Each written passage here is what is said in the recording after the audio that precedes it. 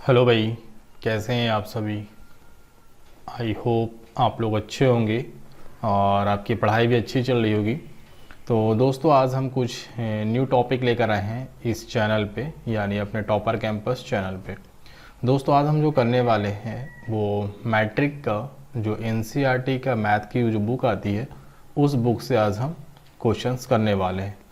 चूँकि अब इसमें बहुत सारे बच्चे पूछेंगे कि सर इस पे तो आप कंपटीशन की पढ़ाई करते थे, लेकिन दोस्तों इसमें मसला ये है कि जो बच्चे मैट्रिक का एग्ज़ाम देने वाले हैं अगले साल, उन बच्चे का भी कोविड-19 का जो लॉकडाउन है उसकी वजह से सारे कोचिंग और क्लास ऑफ हैं।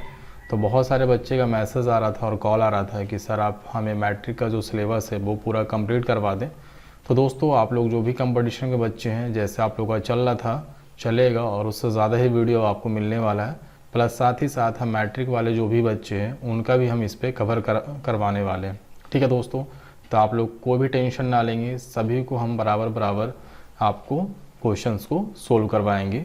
तो दोस्तों, यहाँ पे आज हम मैट्रिक के बच्चों को करने वाले हैं। तो देखेंगे जो भी मैट्रिक के हमारे बच्चे हैं वो सबसे पहले जो क्वेश्चंस कहता है एक्सरसाइज 1.1, उसमें ये क्वेश्चंस आपको दिखाई देंगे। और हम जो करने वाले हैं फिर से एक बार बताते हैं, हम एनसीईआरटी की जो मैथ की बुक है 10th क्लास की उससे कर रहे हैं। ठीक है, चूँकि बोर्ड के एग्ज़ाम में आपको एनसीईआरटी की ही बुक से पूछे जाते हैं। अब यहाँ पे दोस्तों सबसे पहले जब आप क्वेश्चन खोलेंगे एक्सरसाइज 1.1, तो वहाँ पे आपको देखने को मिलेंगे इस तरह से क्वेश्चंस। और वहाँ यहाँ पे जो हम दोस्तों करवा रहे हैं वो बाइलिंगुअल करवा रहे हैं, दोनों लैंग्वेज में करवा रहे हैं। चाहे वो बिहार बोर्ड के बच्चे हों या सीबीएसई के बच्चे हों, कोई मैटर नहीं रखता। यहाँ पे हम दोनों बच्चों को लेकर के यहाँ पे कवर अप करवाने वाले हैं। यहाँ पे दोस्तों जो सीबीएसई बच्चे हैं वो नीचे क्वेश्चन को देखेंगे और जो बिहार बोर्ड के बच्चे हैं वो ऊपर में क्वेश्चन उनका दिया गया है। तो यहाँ पे जो कह रहा है आपसे कि निम्नलिखित संख्याओं का एचसीएफ ज्ञात करने के लिए यूक्लिड विभाजन एल्गोरिदम का प्रयोग कीजिए। यानी इंग्लिश में उसी चीज़ को कहता है use Euclid's division algorithm to find the HCF of. इस तरह से क्वेश्चंस आपके पूछे जाते हैं कि जो भी संख्याएं दिए गए हैं, जो नंबर्स दिए गए हैं, उसका आप यूक्लिड डिवीज़न एल्गोरिदम का यूज़ करके मसा निकालें। ठीक है, अब यहाँ पे दोस्तों मसा हमने निकालना बहुत तरीके से सीखा है, चाहे भाग विधि से या फिर आभास गुणनखंड विधि से, लेकिन यहाँ पे आपसे पूछा है कि यूक्लिड डिवीज़न एल्गोरिदम का यूज़ करके। तो सबसे पहले दोस्तों हम जानने की कोशिश करेंगे कि यूक्लिड डिवीज़न एल्गोरिदम आखिर है क्या। ठीक है, सबसे पहले हम उस चीज़ को जान लेंगे, उसके बाद हम इस क्वेश्चन पे आएंगे। तो चलिए सबसे पहले हम उस चीज़ को जानते हैं। अब देखिएगा दोस्तों, यहाँ पे ये जो साहब दिख रहे हैं हमारे बहुत बड़े गणितज्ञ हैं, और जो पिक्चर में आपको दिख पा रहे हैं, और इनका नाम है यहाँ से मोहम्मद इब्न मूसा अल ख्वारिज़मी। और ये जो रहे हमारे दुनिया में वो 780 से लेके 850 ईस्वी तक रहे। और यहाँ से देखेंगे इनके बारे में जो जो कहा गया उन सारी चीज़ों को जानने की कोशिश करते हैं। यहाँ से सबसे पहले इनके बारे में कहा जाता है दोस्तों कि इन्होंने एल्गोरिदम का जो परिभाषा दिया था और जो भी इन्होंने फार्मूला दिया है उसके बारे में यहाँ से जानते हैं। सबसे पहले कहा जाता है कि एल्गोरिदम सुपरिभाषित चरणों की एक श्रृंखला होती है जो एक विशेष प्रकार की समस्या को हल करने की एक प्रक्रिया या विधि प्रदान करती है। यानी एल्गोरिदम हमारा एक फार्मूला है और वो फार्मूला जो है सवालों को सोल्व करने में आसानी प्रदान करती है या विधि प्रदान करती है। उसके बाद देखेंगे यहाँ से कह रहा है कि शब्द एल्गोरिदम, यहाँ से देखेंगे शब्द एल्गोरिदम। अब यहाँ पे आपको एल्गोरिदम शब्द दिख गया होगा। अब उस शब्द के बारे में भी कहा जा रहा है कि ये जो शब्द है वो 9वीं शताब्दी के, ठीक है, एक फारसी गणितज्ञ, मतलब एक फारसी मैथमेटिशियन थे जिनका नाम था अल ख्वारिज़मी, ठीक है, के नाम से लिया गया है। आपसे यहाँ पे पूछ देगा दोस्तों कि ठीक है आप मशा और लसा जो हमारे बना रहे हैं और एल्गोरिदम डिवीज़न यूक्लिड का यूज़ करके, तो वहाँ पे आपको जो ये शब्द लिया गया है एल्गोरिदम, वो कहाँ से लिया गया है। तो यहाँ से आपको आंसर देना होगा कि एल्गोरिदम जो है 9वीं शताब्दी, यहाँ पे साफ साफ लिखा हुआ है कि 9वीं शताब्दी के एक फारसी जिनका नाम था अल ख्वारिज़मी के नाम से लिया गया है। ठीक है, और यहाँ से एक चीज़ और जानने वाली बात है कि बहुत सारे हमारे बच्चे अलजबरा के जो एक चैप्टर पढ़ते हैं, तो अलजबरा तो वो पढ़ते हैं, लेकिन वहाँ से अगर कोई उनसे पूछ दे कि भाई ये तो बता दो कि अलजबरा जो शब्द है वो लिया कहाँ से गया है, तो उसका भी आंसर यहीं पे मिल जाएगा दोस्तों। यहाँ पे कह रहा है शब्द अलजबरा, यहाँ से देखेंगे शब्द अलजबरा भी इनकी ही लिखित पुस्तक मोहम्मद इब्न मूसा अल ख्वारिज़मी है। इनकी जो एक किताब है वो कौन सी किताब है, हिसाब अल ज़बर। यहाँ पे देखिए हिसाब अल ज़बर, अल ज़बर से ही बना अलजबरा। हिसाब, अलजबर व अल मुकाबला से लिया गया।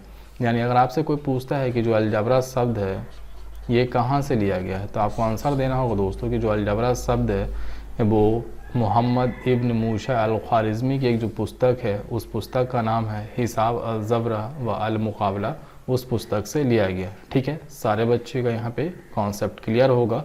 फिर यहाँ से एक चीज़ आता है कि प्रेमिका किसे कहते हैं। प्रेमिका यानी इसको इंग्लिश में कहते हैं लेम्मा। यहाँ पे देख लेंगे इंग्लिश वाले लोग यहाँ पे लेम्मा, इसी चीज़ को हिंदी में कहते हैं यहाँ पे प्रेमिका।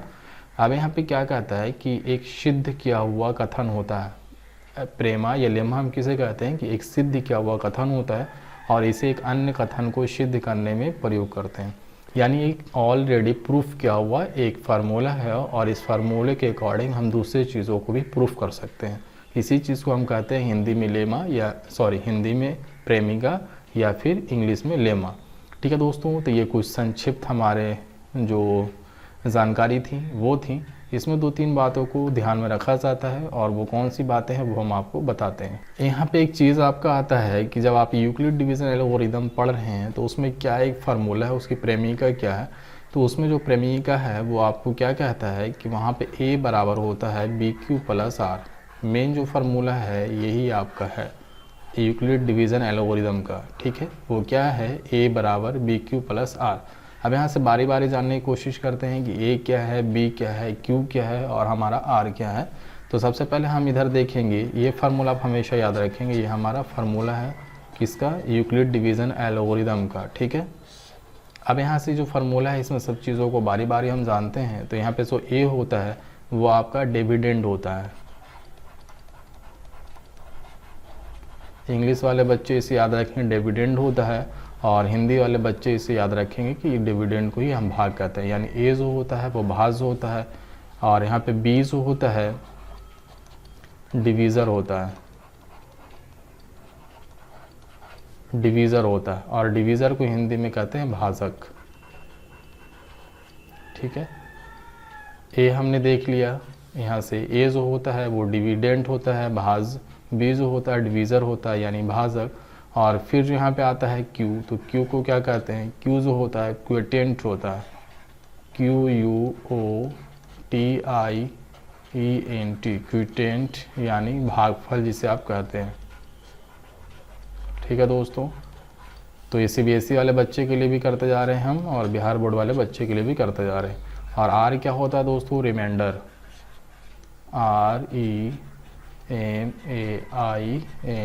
REMAINDER, रिमाइंडर मतलब सारे लोग बच्चों को पता है कि शेषफल होता है। अब ये हो गई हमारे फार्मूले की बात। जो फार्मूला हमारा होता है A बराबर BQ + R, यानी ये फार्मूला हमारा यूक्लिड साहब ने दिया था और जिसमें A बराबर होता है डिविडेंड, B बराबर डिवीज़र, Q बराबर क्विटेंट और R बराबर रिमाइंडर, जिसे हिंदी में कहते हैं भाजक, भागफल और शेष। अब यहाँ से जो मसला आता है दोस्तों कि यहाँ पे जो R है वो क्या है, एक रिलेशन आता है R का कि जो R होता है वो 0 से बड़ा और बराबर और B से छोटा होना चाहिए। यानी आप कह सकते हैं R greater and equal to 0 and less than B। यहाँ से एक रिलेशन होता है, हालांकि इसकी कोई ज़रूरत होती नहीं है लेकिन आप इसे लिख लेंगे, याद रखेंगे। जो भी यहाँ पे R दिख रहा है वो R का रिलेशन कैसा होना चाहिए, वो 0 के इक्वल या फिर बड़ा होना चाहिए और B से छोटा होना चाहिए। ठीक है, अब इसी चीज़ को हिंदी में देखते हैं दोस्तों। इस चीज़ को हिंदी में आप क्या कर सकते हैं, A को यहाँ पे हम क्या करें दोस्तों, भाज, तो यहाँ पे आप लिख सकते हैं A की जगह पे भाज, फिर बराबर है तो बराबर, B क्या है भाजक। तो आपने पढ़ा है एक चीज़, भाज बराबर भाजक गुने भागफल प्लस शेष, या शेषफल भी बहुत सारे बच्चे पढ़ते हैं, कोई इशू नहीं। तो हिंदी में अगर बात कर लें इसकी, तो ये फार्मूला हमारा कहलाता है भाज बराबर भाजक गुने भागफल प्लस शेष। ये हमारा हिंदी का फार्मूला है। और इंग्लिश में हम बात कर लें तो वो होता है A बराबर BQ + R। ठीक है दोस्तों, तो ये फार्मूले थे और इसी फार्मूले का यूज़ करके हमको क्या निकालना है, माशा निकालना है। ठीक है, इंग्लिश में ये फार्मूला होगा, हिंदी में ये फार्मूला होगा। सबको क्या कहते हैं, सब हमने यहाँ पे पूरा डिटेल से लिख दिया। तो चलेंगे हमारा जो क्वेश्चन है अब उससे बनाने की कोशिश करते हैं। तो चलिएगा दोस्तों शुरू करते हैं। अब यहाँ पे जैसे दोस्तों आपके सामने क्वेश्चन नंबर 1 जो कह रहा था उससे बनाने की आप कोशिश करेंगे। तो यहाँ पे सबसे पहले क्वेश्चंस आपके कह रहे थे, क्वेश्चंस हमने पढ़ लिया था, आप भी पढ़ लेंगे। यहाँ पे फर्स्ट का जो फर्स्ट है वो हमारा कह रहे हैं 135 एंड यानी और 225। इसका क्या निकालना है दोस्तों? माशा निकालना है, ठीक है, यानी HCF निकालना है। अब यहाँ से जो HCF निकालना है दोस्तों, तो यहाँ पे आपको देखेंगे दोनों में कि दोनों में सबसे बड़ी डिजिट कौन सी है। तो सबसे बड़ी डिजिट दोनों में से चूज़ कर लेंगे आप। तो सबसे बड़ी डिजिट आपको 225 है, ठीक है। तो 225 को आगे रखेंगे, बराबर का निशान देंगे और जो छोटे वाले होंगे उसे बराबर के दूसरे साइड में रखेंगे, ठीक है। 225 बराबर 135, यानी बड़े वाले डिजिट को पहले, छोटे वाले को बाद में। अब छोटे वाले को कितने से हम गुना कर दें कि वो 225 आ जाए या 225 से कम आ जाए, लेकिन किसी भी हालत में 225 से बड़ा नहीं होना चाहिए। तो अगर 135 को अगर 2 से गुना कर देते हैं तो 270 हो जाएगा, जो कि 225 से काफ़ी बड़ा है। तो इसलिए 2 से गुना नहीं करेंगे, हम एक ही से गुना करेंगे, ठीक है। तो 135 को 1 से गुना करेंगे तो 135। अब हम इसमें कितना जोड़ दें कि 225 आ जाएगा दोस्तों। तब इसमें हमको कितना जोड़ना होगा देख लेंगे। यहाँ से 35, अगर हम इसमें 90 जोड़ देते हैं तो हमारा क्या आ जाएगा? 225 आ जाएगा। 135 गुने 1 यानी 135 प्लस 90 यानी हमारा 225 आ जाएगा। अगर बहुत सारे बच्चों को इस तरह से कन्फ्यूज़न होता है तो वो ऐसे कर लेंगे रफ में कि चूँकि 135 यहाँ है, यहाँ 225 है, तो 135 से 225 में आप भाग दे दें। ये सिंपल सा तरीका है। तो एक बार जाएगा तो 135 से कम 135, यहाँ से देखेंगे 0 और 9 कट जाएगा। तो एक यहाँ पे भागफल किया 1 और शेषफल 90 बचेगा। तो यहाँ से जो आपको लिखना है 225, तो 225 को आप क्या करेंगे जिससे आप भाग दे रहे हैं उसको लिखेंगे, उसको लिख लेंगे, फिर भागफल जितना होगा उससे गुना करेंगे, आप प्लस जो शेषफल है वो शेषफल डालेंगे। क्योंकि अभी आपको हमने फार्मूला बताया था कि जो भाज्य होता है वो भाजक गुने भागफल, यानी ये वाला भाजक गुने भागफल और प्लस शेषफल होता है। तो यहाँ पे देखेंगे उसी फार्मूले का यूज़ हो रहा है, भाज बराबर भाजक गुने भागफल प्लस शेषफल। अब इस पूरे को आप कैलकुलेट कर लेंगे तो 225 आपको आ जाएगा, ठीक है दोस्तों। अब यहाँ पे हमने इतना कर लिया है। अब क्या करना होगा, हमें तब तक करना होगा जब तक यहाँ पे यानी भागफल के जगह पे r के जगह पे हमारा 0 ना आ जाए, तब तक हमें ये प्रक्रिया करते रहना होगा। अब यहाँ पे क्या करेंगे, जब यहाँ पे चलेंगे तो जो यहाँ पे होता है उससे हम यहाँ पे आगे कर लेते हैं। तो 135 जो यहाँ पे था, 135 को हम आगे कर लेंगे और फिर बराबर है तो बराबर दे देंगे। अब यहाँ पे कौन आएगा, जो शेषफल होता है, शेषफल को हम यहाँ पे लिख देते हैं, ठीक है। तो अब यहाँ पे हमने लिख दिया। अब 90 से हम 135 में भाग देंगे तो कितना आएगा, यहाँ पे साइड में आप दे देंगे। 90 से हम 135 में जब भाग देंगे तो 90 कम 90 और यहाँ से 45, ठीक है। तो फिर से कितना लिख सकते हैं, 135 को लिखने के लिए 90 गुना 1 और प्लस 45। तो 90 गुना 1 प्लस 45। आप ऐसे भी कर लें, 90 कम 90, 90 में 45 जोड़ेंगे तो 135।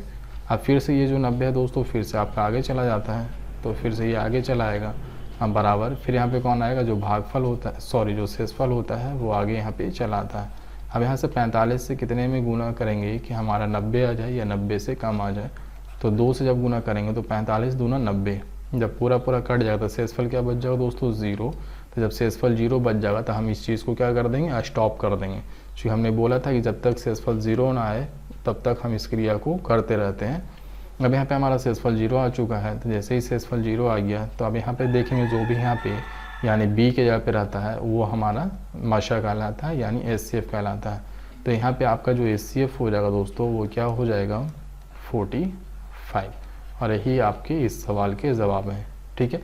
जो भी है आपके जब तक 0 ना आ जाए शेषफल तब तक आपको इस क्रिया को आगे कंटिन्यू रखना होगा।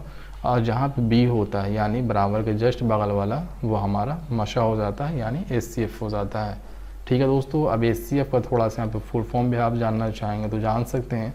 HCF का मतलब होता है यहाँ पे हायर। बहुत सारे आपसे पूछ देंगे भैया आप HCF पढ़ रहे हो, HCF का फुल फॉर्म हमें तो बता दो। तो आपको बोलना होगा H से हायर, C से कॉमन और F से फैक्टर। हायर, कॉमन, फैक्टर, या कहीं कहीं दोस्तों ये फैक्टर नहीं होके कहीं कहीं पे आपको फ्रैक्शन होगा, ठीक है। तो नो इशू, सभी सही है, चाहे फैक्टर बोल दें या फ्रैक्शन कर दें, इसका मतलब आपको HCF का फुल फॉर्म वही हो जाएगा, ठीक है। तो आई होप आपको क्वेश्चन समझ में आ रहे होंगे। तो बढ़ेंगे आज की जो सेकंड क्वेश्चन है उसकी तरफ। अब यहाँ पे दूसरा जो क्वेश्चन है दोस्तों उसे देखेंगे हम। दूसरा क्वेश्चन जो है वो कह रहा है आपसे 196 एंड 38,220। अब कह रहा है इसका आपको HCF निकालना होगा। तो इसका जब HCF आप निकालेंगे दोस्तों, तो हमने आपको बोला था कि सबसे पहले जो होता है हम बड़े वाले को आगे रखते हैं। तो दोनों में से सबसे पहले तो आपको डिसाइड करना होगा कि दोनों में सबसे बड़ा कौन है। तो आपको सबसे बड़ा आपको दिखेगा 38,220, बराबर का निशान देंगे। उसके बाद दूसरे साइड में हम छोटे वाले को रखेंगे, तो 196 को हम पीछे रख देंगे। अब यहाँ से आपको करना होगा कि 196 को हम कितने से गुना करके कितना जोड़ दें कि हमें 38,220 आ जाए। तब यहाँ से दोस्तों जब भी आप इसको करेंगे तो एक संख्या आपको मिलेगा 195। 195 से जब 196 को आप गुना करेंगे तो 38,220 आ जाएगा। आप प्लस उसमें कितना करना होगा 0, चूँकि डायरेक्ट 195 को 196 से हम गुना करेंगे तो 38,220 आ जाएगा। ठीक है, अब यहाँ से देखेंगे दोस्तों शेषफल हमारा 0 है। तो शेषफल जब तक 0 ना आए तब तक इस क्रिया को करते रहते हैं, लेकिन शेषफल यहाँ पे हमारा 0 आ चुका है पहले ही बार में, तो अब हमें आगे बढ़ने की ज़रूरत नहीं है। अब यहाँ पे जो हमारा मशा होगा जो बराबर के जस्ट बगल में होता है वही हमारा HCF होता है। तो यहाँ से जो हमारा HCF हो जाएगा वो कितना हो जाएगा 196। बढ़ते हैं आज की जो तीसरा क्वेश्चन है इसकी तरफ। तो तीसरा क्वेश्चन यहाँ पे देख लेंगे दोस्तों। तीसरा क्वेश्चन आपसे क्या कह रहे हैं, तीसरा क्वेश्चन यहाँ से कह रहे हैं 867 एंड 255। इसका हमको मशा निकालना है। तो हमने बोला था दोनों में से जो बड़ा है सबसे पहले उसे चुन करके आगे रखेंगे। तो दोनों में सबसे बड़ा आपको दिख रहा होगा 867, इसे आगे रखेंगे तो 255 को बराबर के दूसरी तरफ रखेंगे। अब 255 यानी 255 को कितने से गुना करेंगे कि 867 आ जाएगा। तो जब आप इसे गुना करेंगे कितने से 3 से, तो गुना करने के बाद 3 से अब इसमें आप 102 जोड़ देंगे तो आपका 867 आ जाएगा। जैसे हमने आपको बताया था कि 255 से 867 में भाग देंगे, जो आपको भाज बराबर क्या होता है भाजक गुने भागफल प्लस शेष, वैसे भी आप कर सकते हैं भाग देने के बाद। तो 255 को 3 से गुना करेंगे और उसमें 102 ऐड कर देंगे तो हमारा 867 आ जाएगा। अब यहाँ से फिर हमारा क्या करना होगा दोस्तों, जो 255 होता है बराबर दूसरे साइड वो फिर से आगे आ जाता है। ये क्रिया कब तक करते हैं, जब तक शेषफल की जगह पे 0 ना आ जाए। तो 255 हमारा आगे आ जाएगा, तो 255 को आगे लिखेंगे और फिर यहाँ पे क्या आ जाएगा, जो शेषफल होता है वो आ जाता है। तो शेषफल हमारा कितना था 102। आप फिर से वही काम करेंगे कि 102 को कितने से गुना करके कितना जोड़ दें कि 255 आ जाए। तो 102 को अगर हम 2 से गुना करते हैं तो 204, और इसमें अगर हम 51 जोड़ देते हैं तो हमारा कितना आ जाता है 255 आ जाता है। तो अभी भी देखिएगा शेषफल हमारा 0 नहीं आया है, यानी हमें और आगे बढ़ना होगा। तो आगे बढ़ने के लिए फिर से ये जो 101 है वो आगे की तरफ चला आता है, यहाँ आ जाएगा, और जो शेषफल होता है वो यहाँ पे चला आएगा। अब यहाँ पे देखना होगा कि 51 को कितने से गुना कर दें कि 102 आ जाए। तो 51 को जब 2 से गुना कर देंगे तो 102 आ जाएगा। जब 102 आ गया यानी शेषफल आपको क्या बचेगा 0। तब शेषफल 0 आ गया है, यानी अब हमें स्टॉप कर जाना है, इससे अब आगे की तरफ नहीं बढ़ना है। अब यहाँ पे स्टॉप करने के बाद हमें देखना होगा कि जो हमारा जो बराबर के जो बगल में है वो कौन सा डिजिट है, तो 51 है। यानी जो बगल में होता है बराबर की वो हमारा HCF कहलाता है। यानी यहाँ से जो हमारा HCF हो जाएगा वो कितना हो जाएगा दोस्तों 51, और यही हमारे इस सवाल के जवाब होंगे दोस्तों। ठीक है, आई होप आप सभी बच्चों को हमारा जो तरीका है वो समझ में आ रहा होगा। बहुत ही आसान से तरीके हैं, बस थोड़ा सा प्रैक्टिस करें, 5 से 6 बार चीज़ों को देखने के बाद रिवाइज़ करें और आपको चीज़ें बहुत ही आसान लगेंगी। ठीक है दोस्तों, तो आप इतना प्रैक्टिस करें। बढ़ते हैं हम अगले सवाल की तरफ। अब यहाँ पे देखेंगे दोस्तों, एक चीज़ हमसे कहता है, यहाँ पे कहता है आपसे, बहुत ही आसान से सवाल है, देखने में जो भी आपको बड़े लग रहे हों। यहाँ पे आपसे कहता है कि दर्शाइए कि कोई भी धनात्मक विषम पूर्णांक 6q + 1 या 6q + 3 या 6q + 5 के रूप का होता है। यानी इंग्लिश में बात कर लें तो यहाँ पे हमें कहता है so that any positive odd integer is of the form 6q + 1, और 6q + 3, और 6q + 5 where q is some integer. 6q + 1 या 6q + 3 या 6q + 5 जो है वो धनात्मक विषम पूर्णांक है, जहाँ q जो है वो एक पूर्णांक संख्या है। जैसे ही q पूर्णांक संख्या कह दे दोस्तों, तो पूर्णांक संख्या में हम क्या ले सकते हैं 1 2 3 4 5। या डॉट डॉट डॉट आगे दुनिया की कोई भी डिजिट आप ले सकते हैं जब किसी के बारे में कह दे कि वो पूर्णांक संख्या है तो। अब यहाँ से कह रहा है कि आप हमको दिखाइए ये चीज़ कि जो 6q आपको दिख पा रहा है +1 ये, या 6q + 3 या 6q + 5, ये जो तीनों आपको दिख पा रहा है वो क्या होने चाहिए, वो एक धनात्मक विषम पूर्णांक होने चाहिए, यानी पॉजिटिव ऑड इंटीजर होने चाहिए। तो चलेंगे दोस्तों, सबसे पहले हम बात कर लें q बराबर 1 पे। अगर q बराबर हम 1 लेते हैं तो इसका हमें क्या मान मिलने वाला वैल्यू, तो 6q कितना है, यहाँ 1 हमने माना है तो 1 डाल देंगे, +1 है तो 1 डाल देंगे, तो 6 कम 6 1 7। फिर से इसी चीज़ को आगे चेक करेंगे तो 6 है मल्टीपल, अगर हम q बराबर कितना ले लेंगे दोस्तों 2, चूँकि हम इसी तरह से बढ़ेंगे आगे 1 2 3 करके, तो अगर q बराबर हम 2 पे चेक कर रहे हैं तो q के स्थान पे हम 2 रखेंगे, प्लस, तो प्लस के बाद हमारा 1 था तो 1, तो 6 दूनी 12, 12 1 13। अगर हम चेक करते हैं दोस्तों इफ़ q बराबर 3, तो q बराबर जब 3 रखेंगे तो 6 × 3 और +1 था तो +1, अब 6 थी 18, 18 1 19। अब इसी तरह से दोस्तों आगे भी जाएंगे, यानी शो ऑन, इसी तरह से जब आगे भी आप बढ़ते चलेंगे तो आपको कुछ दिखने को मिलेंगे इस साइड। अब इस साइड आप देखेंगे दोस्तों, थोड़ा सा नज़र यहाँ पे ध्यान देंगे, 7 13 19, यानी 7 13 और 19 कैसा संख्या आपको दिख रहा है दोस्तों, वो धनात्मक है। धनात्मक मतलब प्लस में है और ऋणात्मक मतलब माइनस में। तो यहाँ पे क्या वर्ड यूज़ किया था, पॉजिटिव यानी धनात्मक। और विषम पूर्णांक, तो विषम है, 7 जो है आपका विषम है यानी ओड है, 13 जो है वो ओड है यानी विषम है, 19 जो है यानी 90 जो है वो ओड है यानी विषम है। तो जो भी आपको मिल रहा है वो क्या मिल रहा है, ओड मिल रहा है, ठीक है। अब वो पॉजिटिव इंटीजर मिल रहा है, देखेंगे। और यही चीज़ तो हमें प्रूफ भी करना था कि आप प्रूफ कीजिए कि 6q + 1 जो होगा वो किसी भी q के किसी भी पूर्णांक के मान के लिए वो ओड संख्या होगा। कैसा ओड संख्या, धनात्मक यानी विषम पूर्णांक संख्या होगा। यहाँ पे देख लेंगे 7 13 19 जो भी है वो ओड नंबर मिल रहा है यानी विषम पूर्णांक मिल रहा है। उसी तरह से हम चेक करने की कोशिश करेंगे दोस्तों 6q + 3 को, तो यहाँ पे चेक करेंगे। अब यहाँ से फिर से q बराबर 1 लिया था तो यहाँ पे भी 6q + 3 को देखेंगे तो 6q के यहाँ पे कितना डाल देंगे 1, तो यहाँ पे 1 डालेंगे +3 तो 3। अब यहाँ से जब इसे सोल्व कर लेंगे तो 9 आ जाएगा। फिर से आप अब चेक करेंगे 6 × अगर q के मान कितना डालेंगे, पुट करेंगे 2, तो 2 + 3 तो 3, 6 दूनी 12, 12 3 15। फिर यहाँ पे q बराबर कितना दोस्तों 3, तो 6 × 3 + 3, तो 6 थी 18, 18 3 21। अब इसके बारे में देखिए क्या दिख रहा है आपको, तो यहाँ पे दिख गया 9 15 और 21। ये भी कैसा दिख रहा है आपको, धनात्मक विषम पूर्णांक दिख रहा है। क्योंकि धनात्मक है, सब प्लस में है, पॉजिटिव है, और विषम पूर्णांक है, कोई भी इसमें सम या इवन नहीं दिख रहा, सबके सब क्या है, ओड है। तो ये भी हमारा प्रूफ है कि जो 6q + 3 है ये भी हमारा क्या होगा, ओड पॉजिटिव इंटीजर होगा। यानी आप इसे लिख सकते हैं सो ऑन, और इसी तरह से ये आगे भी चलते जाएंगे, फिर भी आपको पॉजिटिव ओड इंटीजर यानी विषम धनात्मक पूर्णांक मिलेंगे। अब यहाँ पे एक और चेक करना है 6q + 5, इसे भी आप चेक कर लें।